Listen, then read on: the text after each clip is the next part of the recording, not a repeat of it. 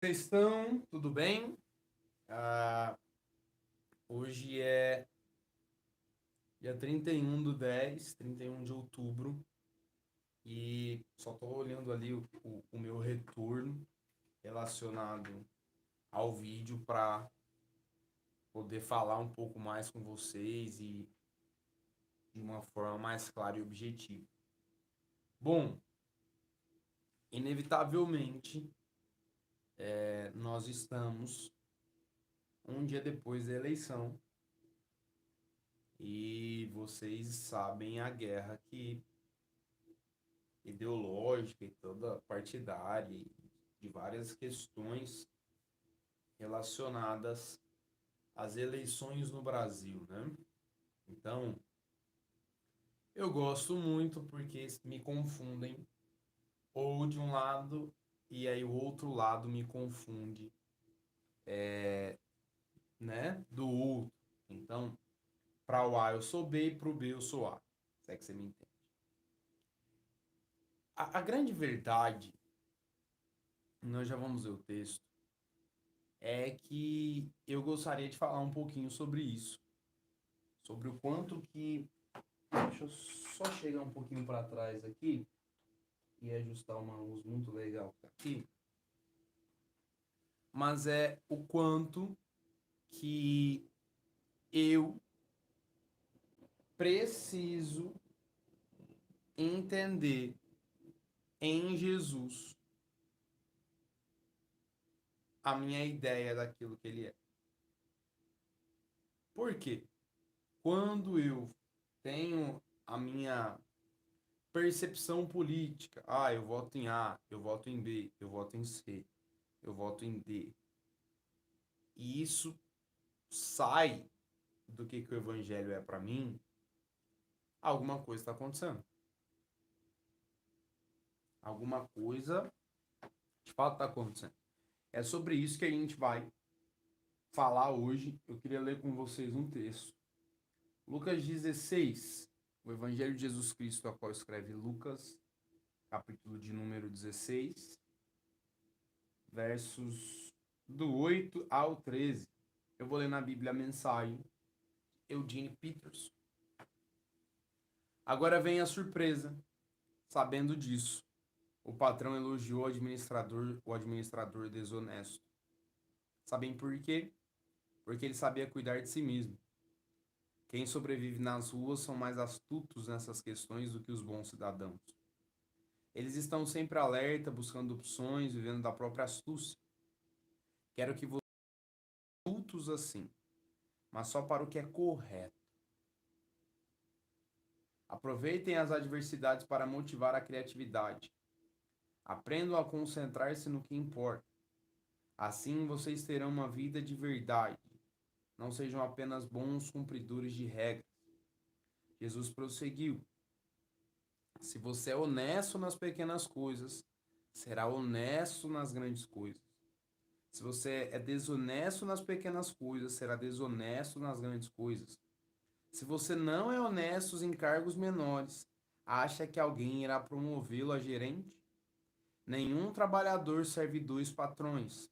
Ele vai odiar o primeiro e amar o segundo. Ou irá valorizar demais o primeiro e desprezar o segundo. Vocês não podem servir a Deus e ao dinheiro. Depois de ouvir isso, os fariseus, que eram obcecados por dinheiro, passaram a olhar com desprezo para Jesus.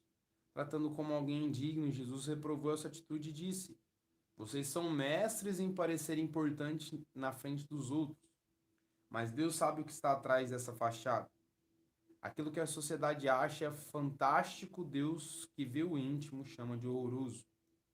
A lei de Deus e os profetas alcançaram o auge em João. Agora é a hora do reino de Deus. As boas notícias que atraem homens e mulheres, o céu pode se desintegrar e a terra se dissolver, mas nenhuma simples letra da lei de Deus ficará obsoleta. Essa parte aqui ela é maravilhosa. Ó, o céu pode se desintegrar e a terra se dissolver. Aí depois ele já entra falando umas outras paradas aqui. A grande questão que eu vi nessas eleições e quanto que foi complicado é o quanto que nós, e eu falo nós enquanto igreja, o quanto que nós olhamos mais para políticos, para um lado A ou para um lado B, do que propriamente para Jesus. A nossa idolatria, o nosso fanatismo religioso por alguém começou a substituir quem Jesus era de fato no nosso coração. E aí você fala assim, você julgar o coração, não tem como você saber o que que eu acho, o que que eu penso. Não tem de fato. Não tem como. Só que tem como eu ver os frutos. Tem como cada um de nós ver os frutos. Se os meus frutos, se o meu fruto, como cristão, como alguém que ama Jesus, como alguém que ou finge amar Jesus, se esse meu fruto ele não está sendo demonstrado por onde eu passo, aonde eu vou, com quem eu vou, da minha família e tantas outras coisas, eu não amo Jesus. Pronto. Não tem muito o que falar, não tem muito o que dizer, não tem muito o que ficar pontuando. Eu não amo Jesus, acabou. Acabou. Você entende? Por pesado, parece ser dolorido, parece ser complicado e tantas outras coisas. A maior verdade é que o evangelho, ou ele é tudo ou ele é nada. Vai ser sempre essa proposição. O evangelho, ou ele é tudo, ou ele é nada. Se eu estivesse agora num culto, eu ia falar assim, repete comigo, o evangelho é tudo ou nada. Preach or die. Prega ou morra, não é? Quando Jesus olha, quando Jesus diz, ó, vocês não podem servir dois senhores, a Deus ou a Mamon, é óbvio que a ideia naquele momento era sobre dinheiro. Tanto que depois os fariseus eles dão a sequência e a continuação sobre dinheiro, que eles amavam dinheiro e ficaram indignados porque Jesus disse aquilo. Mas o tema central do que Jesus está falando não é só sobre dinheiro, é qualquer outra coisa que substitua Deus no seu coração. E isso pode ser seu time de futebol, mas também pode ser seu político. Historicamente falando, nós, países latino-americanos, temos o costume de idolatrar homens e mulheres, porque nós aprendemos que sempre viria um Salvador e salvaria todos nós da escravidão dos europeus, ou dos ingleses, ou dos americanos. Nós sempre aprendemos isso. Então você vai para a Argentina, você vê um homem ou uma mulher que fez uma revolução relacionada a de algum país, etc. e tal. Você vai para o México, é igual. É um pouco menos, mas é igual. Você vai para o Uruguai. Todos os. A maioria, né? Não posso falar todos, mas a maioria dos países latino-americanos, eles foram constituídos nessa percepção de virar um salvador para nos salvar, nos tirar dessa escravidão. Tanto que a maioria desses nossos países latino-americanos são países que eles têm uma religião que tende a idolatrar santos canonizados pela Igreja Católica, etc. e tal. Aí você vai, por exemplo, para o México, talvez não é tão forte quanto em outros países, mas no seu segmento de religião segue o mesmo padrão de idolatrar ou pessoas que foram canonizadas pela Igreja Católica, ou celebridades, ou isso ou aquilo. O que eu quero falar? Nós sempre colocamos alguém, ou idolatramos alguém, dentro de um histórico latino-americano. Isso é padrão, isso é um pouquinho de história do pouquinho que eu sei, que eu sei. Por que eu estou falando isso? Porque é natural, então, que eu, sendo um brasileiro, tenha essa fixação por futebol. É natural que os países latino-americanos eles tenham essa fixação e essa idolatria por futebol. Então, você olha para a Argentina, futebol. Você olha para o Brasil, futebol. Você olha para o Uruguai, futebol. Chile, futebol. Qualquer outro esporte, futebol. Por quê? Porque o futebol, ele mexe com a tua emoção de uma forma tão grande que está enraizado. Você pega o Brasil, que está desde 60, 70 ganhando títulos, e está influenciando toda a América Latina a gostar de futebol. Aí você tem no Brasil Pelé e você tem na sua vizinha Argentina Maradona, que consequentemente está influenciando todos os outros. Então, os jogadores cresceram vendo, por exemplo, Maradona jogar. E esses que cresceram vendo Maradona, vendo Pelé jogar, eles estão crescendo jogando e aí eles começam a influenciar uma próxima geração. Assim como no Uruguai tem Cavani, assim como no Chile tem o Alexis Sanches e tantos outros que eu não vou lembrar agora, não preciso nem falar do Messi, não preciso nem falar de Neymar, não preciso nem falar de Ronaldo, de Rivaldo. E aí você chega até no Vinícius Júnior, que se inspirava no próprio Neymar quando o Neymar começou. E aí já tem alguém que está se inspirando. Ou seja, é uma cadeia. Por que eu estou falando tudo isso? Porque o nosso contexto padrão brasileiro é idolatrar alguém ou algo.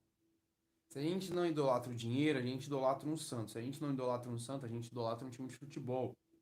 Se a gente não idolatra um time de futebol, a gente idolatra o pastor. Se a gente não idolatra o pastor, a gente idolatra uma figura política. E essa polarização que nós tivemos, essa guerra cultural, ela só mostrou o quanto que o coração da igreja estava perdido naquilo que a igreja é. E aí as pessoas acham ruim quando a gente fala isso. Não, mas é porque era uma guerra. Não, mas é porque eu falei, eu me posicionei. Eu de fato fui um militante e tudo mais. E beleza. Mas quando o teu culto, quando o teu coração, quando você senta na mesa com alguém e esse alguém só fala de política, esse alguém só fala de votar em A, votar em B, quando você senta na mesa e essa pessoa, ela só fala de que você precisa fazer isso, você precisa fazer aquilo, isso e aquilo, não sei o que, não sei o que, não sei o que. Existe um sério problema que talvez, e só talvez, o coração daquela pessoa não esteja mais em Jesus. Por quê? Explico. Fruto. Quantas pessoas que eu vi do lado A, que se diziam conservadores, que se diziam que defendiam a família, que se diziam isso e aquilo, que infelizmente estão numa prática totalmente errada de pecado, de adultério, traindo esposa, mas está defendendo a família cristã. Quantas pessoas que eu vi do lado B que diziam sobre órfãos, sobre viúvas, sobre ajudar os mais necessitados, sobre amar o próximo e compaixão, mas sendo amantes do dinheiro, aquilo que o dinheiro tem, e prendendo tudo e não dividindo com os mais necessitados. Por quê?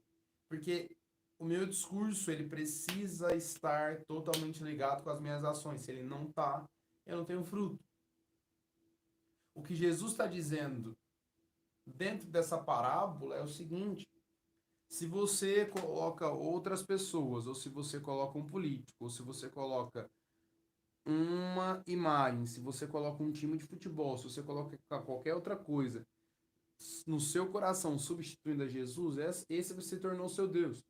Se esse se tornou seu Deus, não tem como você falar em nome de Jesus e por Jesus. Por quê? Porque seu Deus não é Jesus. Seu Deus é o seu político de estimação. Seu Deus é quem você viveu defendendo nas redes sociais, sendo ele de A, sendo ele de B, sendo ele de C, sendo ele de D. E agora, no decorrer dessa nossa caminhada pós-eleição, que nós vamos ver se realmente isso que eu estou falando aqui faz ou não sentido. Por quê? Porque o meu desejo maior é que na proporção que você fala ou falava de eleição aqui dentro dessas redes sociais, seja a proporção que você fale de Jesus o Cristo, que você fale do Evangelho, que você fale que Jesus ressuscitou, que você peça para as pessoas se arrependerem dos pecados delas, para que elas possam seguir uma caminhada cristã. Ou então você pode fazer como outras pessoas que eu conheço, até mesmo eu conheço um pastor que ele diz que ele não vai aumentar a igreja e dobrar a igreja dele de tamanho, porque com caso político A ou político B ganhasse, ia fazer com que a igreja fechasse, isso e aquilo, não ia poder nem mais falar do evangelho de Cristo, não sei o quê. Ou seja, ele está usando desculpas de uma incapacidade dele, de uma falta de fé dele, de uma falta de ser crente de verdade sobre um político. E é aí que tá, que eu entro para encerrar. Será que essa nossa idolatria relacionada a A, ou a B, ou a C, ou a D, não é uma fuga da nossa falta de senso do evangelho? Uma coisa é eu me posicionar em relação a quem eu vou votar, explicar porque que eu vou votar, explicar porque eu não concordo com o lado B ou com o lado A. Outra coisa é que essa pessoa, que esse homem, que essa mulher, que esse ser de luz iluminado, que nós tratamos como um Deus ou não, ele esteja nos meus púlpitos, nas minhas redes sociais, eu dando mais atenção para ele do que propriamente para Jesus. E não acho que eu estou falando só de um político, ai, a igreja fez isso, não. Porque daqui 4 anos, daqui 5 anos, esse mesmo povo que bate palma aqui vai ser o mesmo povo que não vai falar nada quando o político deles estiverem num púlpito sendo adorado. Por quê? Porque facilmente nós colocamos o nosso coração quem não era para estar. Facilmente nós colocamos o nosso coração homens e mulheres que não morreram pelos nossos pecados. Facilmente nós colocamos dentro do nosso coração, substituindo Jesus, pessoas que nunca fizeram nada por nós, nunca estenderam a mão por nós, mas ainda assim nós a defendemos, nós brigamos com os nossos familiares, nós discutimos com as nossas esposas, porque simplesmente a minha vontade precisa ser feita e o meu político ou o meu time precisa ganhar. É triste o que eu vou falar, mas a igreja evangélica no Brasil, ela precisava passar por isso, para a gente voltar à base. Tem uma palavra, um conjunto de frases que está permeando muito meu coração, que é voltar à base. É, voltemos à base. O que é voltemos à base? É justamente você trazer a essência que foi perdida. É como aquela canção do David Keelan, estou voltando à essência da adoração, que a essência és tu, que a essência és tu, Jesus. Ai, quem me dera, não te fizeste, que a essência és tu, que a essência és tu, Jesus. Eu vou ler um status que um rapaz postou aqui. Espero que ainda esteja aqui.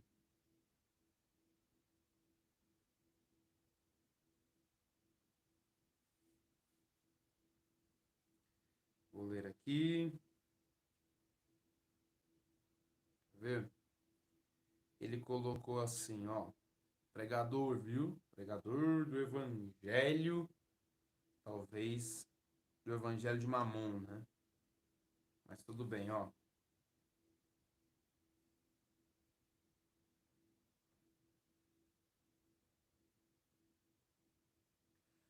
Ao terceiro dia, o Messias vai ressuscitar. Estou entendendo o silêncio dele.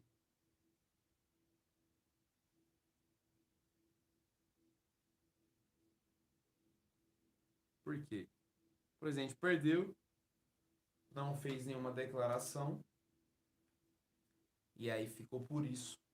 É mesmo, né? É estranho, gente. Porque nós usamos o nosso tempo, nós usamos as nossas redes sociais, nós usamos aquilo que nós temos para pregar coisas estranhas. Eu não estou falando de compartilhar algo, eu não estou falando de postar sobre algo, eu posto sobre time, posto várias coisas nas minhas redes sociais, mas eu falo que a intensidade é um pouco estranha. Eu vi pessoas que não postam nada sobre Jesus, líderes, não postavam nada sobre Deus, sobre Jesus, coisas relacionadas a Deus, porque ou eram tímidas ou eram low profile, engajadas em compartilhar sobre o seu candidato político, que elas se sentiam na obrigação e tudo mais, e beleza.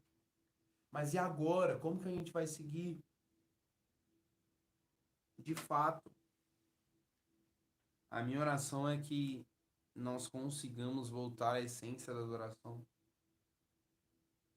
que é Jesus. Que nós consigamos olhar para quem Jesus é, nos olhos dele, queimam como chama de fogo, e dizer: Jesus, nós vamos voltar. Nós vamos voltar a te amar. Porque nós gastamos o nosso precioso tempo pregando sobre os nossos pequenos deuses que tomaram o nosso coração. Que a gente volte à essência da adoração. E que se você foi isento nessa época, não posicionou nada, não falou nada, que você não se sinta melhor que o outro, porque o outro fez. Você seja luz. E sendo essa luz, no meio disso tudo, as pessoas olhem para você e elas achem serenidade. Que elas encontrem equilíbrio. Elas olhem para você e elas encontrem o equilíbrio de dizer: poxa, eu vou tentar fazer igual o fulano fez. O que ele fez? Ele deu a posição dele, ele se posicionou, mas ainda assim, ele seguiu pregando o evangelho de Cristo acima de todos os outros evangelhos. Deus te abençoe e te proteja. Prosteja não existe, né? Prosteja. Deus te abençoe e te proteja. Não esquece de clicar no sininho, dar um like e no botão se inscrever. Um abraço.